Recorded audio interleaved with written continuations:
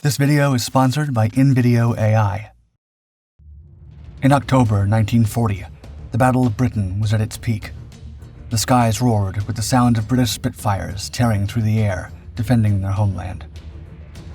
But cutting through the cold Channel winds was a far stranger sight, a biplane. The Fiat CR.42 Falco was Italy's greatest technological gamble.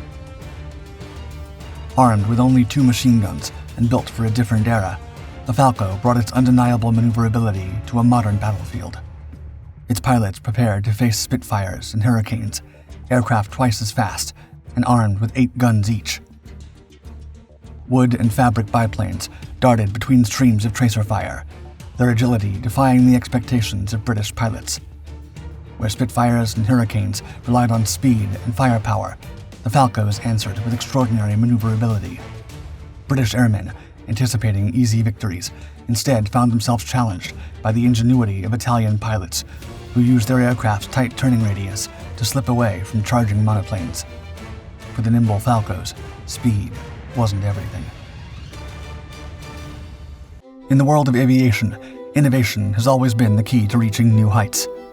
From the Wright brothers' first flight to the SR-71 Blackbird breaking speed records, progress in aerospace has been driven by visionaries pushing the boundaries of what's possible.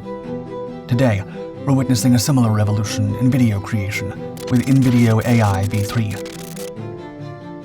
This new update is set to be a game changer, soaring high above other AI video products.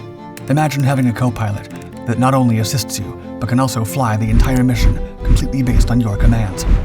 That's InVideo AI v3. It's not just an editor. It's a complete video creation system that can generate entire full-length videos from scratch using simple text prompts, bringing your ideas to life. Let's take it for a test flight.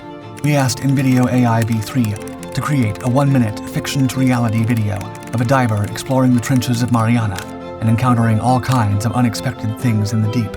Watch what it produced in just a few minutes. How cool is that? And that's just the first sortie. From here, you can edit anything you like, and even add your own voice.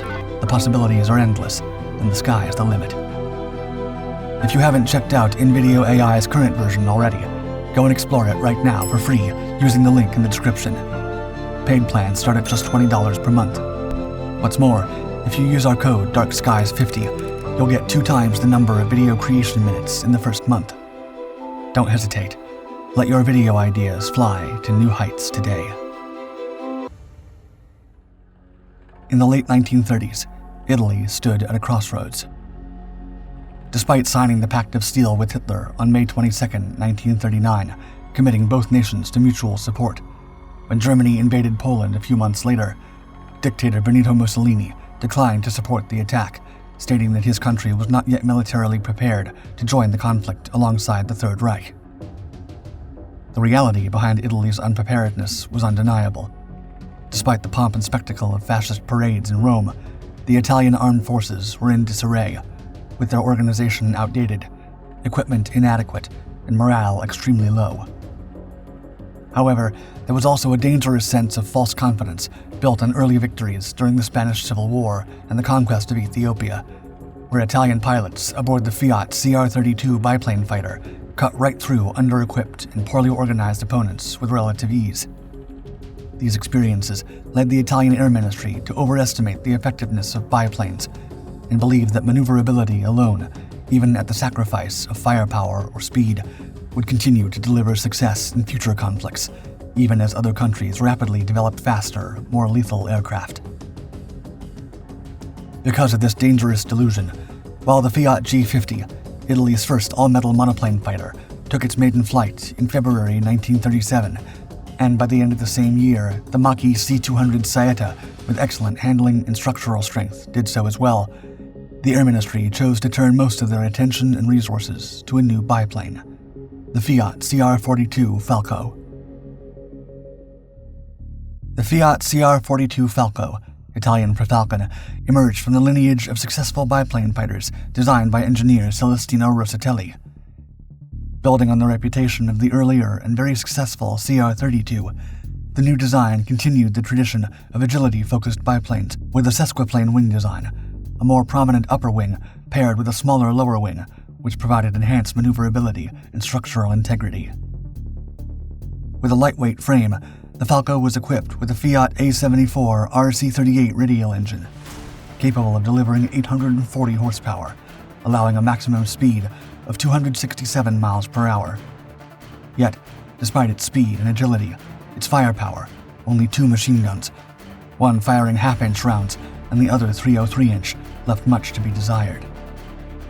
By January 1939, the definitive model of the CR.42 Falco took to the skies for its first flight.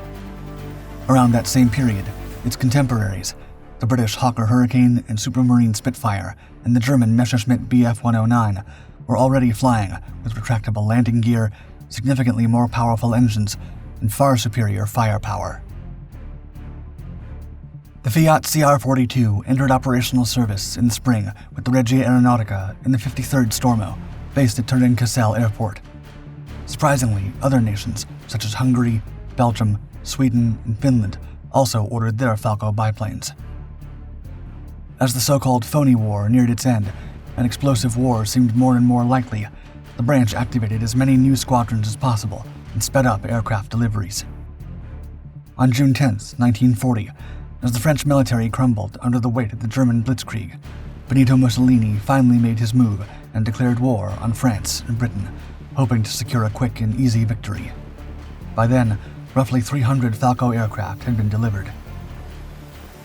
The Italian campaign against France was largely symbolic, making only minor advances along the Alpine front before surrender negotiations began. During this brief campaign, the Falcos flew their first combat sorties, escorting Fiat BR-20 bombers during attacks on the naval base at Toulon, and conducting strafing runs on airfields like Hyères, where they destroyed several aircraft on the ground. With France now defeated, Mussolini turned his domineering gaze to Great Britain. Eager to prove Italy's military might as a true Axis power, and convinced of an imminent German victory, Mussolini formed the Corpo Aereo Italiano, or CAI, in late 1940, a specialized air unit created to support the Luftwaffe in the ongoing Battle of Britain. Assigned to targets along the coast between the Thames and Harwich, the CAI consisted of 3 Stormy, 2 bomber units equipped with Fiat BR-20M Seconia bombers, and 1 fighter unit, featuring Fiat CR.42s and Fiat G50s. In late October, the Italians launched their first major nighttime raid against England, beginning on the 24th, when 18 BR-20M bombers, escorted by Falcos, attacked the ports of Felixstowe and Harwich. The operation was a grim beginning. 4 bombers were lost or badly damaged due to the crew's lack of night flying experience, and the raid inflicted minor damage on its intended targets. Despite their limitations, the CR.42 showed flashes of promise during early fighter escort missions, with their agility catching the RAF off guard. A late October 1940 intelligence report circulated to pilots, the War Cabinet, and even Prime Minister Winston Churchill himself stated, quote, "The maneuverability of the CR.42s, in particular their capacity to execute an extremely tight half-roll, has caused considerable surprise to other pilots and undoubtedly saved many Italian fighters from destruction." During one of these missions, an Italian engaged a British fighter at close range, just 130 feet away. As he fired, the pilot caught sight of a Spitfire chasing a fellow Falco and quickly turned to intervene. At only 500 feet, he let loose another burst, catching the enemy model by surprise. He recalled, quote, "I realized that in a maneuvered flight, the CR.42 could win or survive against Hurricanes and Spitfires, though we had to be careful of a sweep from behind." These successes, though impressive, would be fleeting, as the biplane had its days counted since its inception. In the skies over England, the far superior Royal Air Force brutally exposed shortcomings in Italian equipment and training. With most aircraft lacking radios and crews unfamiliar with instrument flying, the Italians were forced to stick to simple patrols and escort duties. By October 29th, they had entirely switched to daylight operations, sending 39 Falcos and G50 fighters to escort 15 BR-20M bombers. But as the aircraft climbed into formation, the CR.42's most glaring flaw became painfully evident: its firepower. Armed with only 2 machine guns, the Falcos were woefully outgunned by the British Hurricanes and Spitfires lying in wait. To make matters worse, the Italian aircraft, painted in bright green and blue, stood out like targets on a practice range. By the end of the mission, only 5 bombers limped back to base, barely holding together. On November 11th, 20 BR-20M bombers took to the skies once more, escorted by 40 CR-42s. But just as they crossed into British airspace, 2 squadrons of Hurricanes pounced on them. In mere minutes, the Allied fighters sliced through the Italian formation with ruthless efficiency, sending 3 bombers and 3 Falcos spiraling down in flames, without the RAF losing a single aircraft. The pattern repeated with each mission that followed. Italian pilots, enduring freezing temperatures aboard their open cockpits and lacking proper communication equipment, stood no chance against the well-coordinated British defenses. Even their own crews began to see the writing on the wall. By the end of the year, the Corpo Aereo Italiano's campaign over Britain had spiraled into a complete disaster, a botched endeavor that ended in humiliation and frustration for Mussolini's airmen. While the CR-42's struggles over Britain should have undermined Italian confidence, the early months of the North African campaign briefly restored hope. There, the Falco initially faced a mixed bag of older aircraft, with the fellow biplane Gloucester Gladiator as its primary rival. On August 8, 1940, 16 CR-42s from 4th Stormo, one of the most famous units in the Regia Aeronautica, clashed with 14 Gladiators of the RAF's 80th Squadron over Gabr Saleh. The once calm blue skies erupted into chaos, the biplanes wheeling and diving as pilots fought to outturn and outclimb each other, reminiscent of the previous World War. The Gladiators, however, held a distinct advantage. Equipped with radios, the British pilots coordinated their attacks to devastating effect. Despite the Falco's agility, the Gladiators proved superior at low altitude, weaving in and out of turns that left the Italian pilots struggling to keep pace. When the smoke cleared, 4 CR-42s were shot down, and another 4 had no choice but to crash land in the desert. The Italian pilots claimed 6 victories, but the other side reported only 2 biplanes were lost. It was a harsh lesson for Italy's best unit fielded in North Africa, a day that highlighted the CR-42's weaknesses, even when flying similarly outdated aircraft. By the time better-equipped Allied aircraft, like the Hawker Hurricane, arrived in North Africa and other theaters, the CR-42's days as a fighter were numbered. In April 1941, the aircraft's most famous variant, the CR-42AS, entered the scene. Featuring sand filters and bomb racks for carrying out ground attack missions, this new role suited the Falco variant better, and for the rest of the year and most of the next, the Falco straked Allied positions, provided close support for Italian troops, and harassed supply lines. However, the tide turned after the decisive Battle of El Alamein. By early 1943, only 82 CR-42s remained and were withdrawn back to Italy. The pattern repeated across the remaining theaters. The Fiat Falco simply could not keep up with modern aircraft. In Greece, nearly 50 CR-42s initially clashed with outdated Greek planes, achieving some success. But when the RAF arrived with their modern fighters, the Falcos were quickly outmatched, losing almost half of the available models before the German invasion decided the campaign's outcome. Over Malta, the Falcos began operations on the very first day. However, constant clashes with RAF Spitfires turned the campaign into a grinding war of attrition, and by 1942, the biplanes were gradually replaced by more capable Italian monoplanes. All the way in East Africa, 50 Falcos attempted to keep Italian squadrons equipped for a time. Yet, the isolated theater and dwindling resources eventually spelled the end for the last operational CR-42s by late 1941. The Falco's limited range and firepower made them largely ineffective against the Allies' superior aircraft. By the time the armistice was signed in September 1942, only 60 CR-42s remained, despite the production of several hundred. Mussolini's dream of Italian air dominance was effectively over following the armistice. His decision to continue betting on the outdated Falco only hastened the decline of Italy's already faltering air force. Following Italy's embarrassing retreat from the war, the CR.42 Falco found a second life in the hands of the Luftwaffe, who took over Fiat's northern facilities and placed an order for 200 models to be used in specialized roles.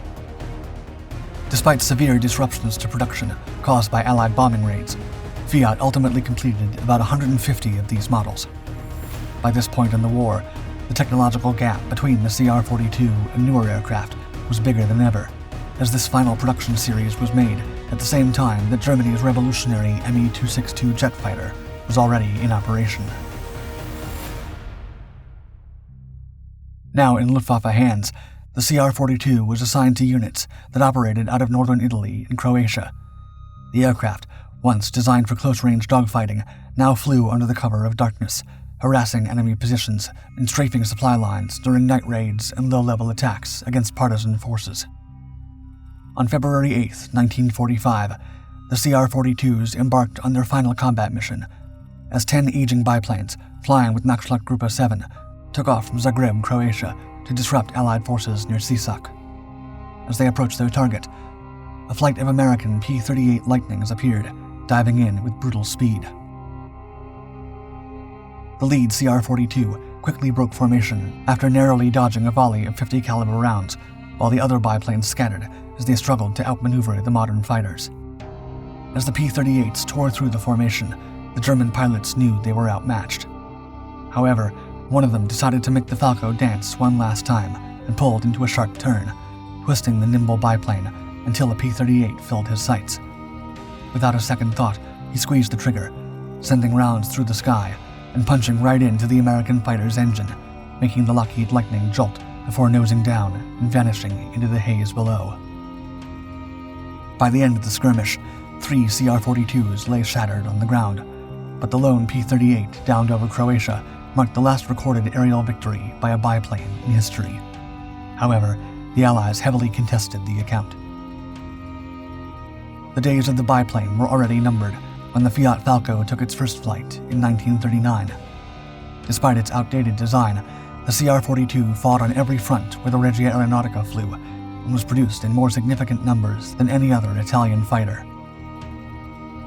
By the end of its run, 1,782 Falcos had been built, serving not only Italy, but also the air forces of several other nations. Even in the face of obsolescence, the little biplane had a short, but very active few years.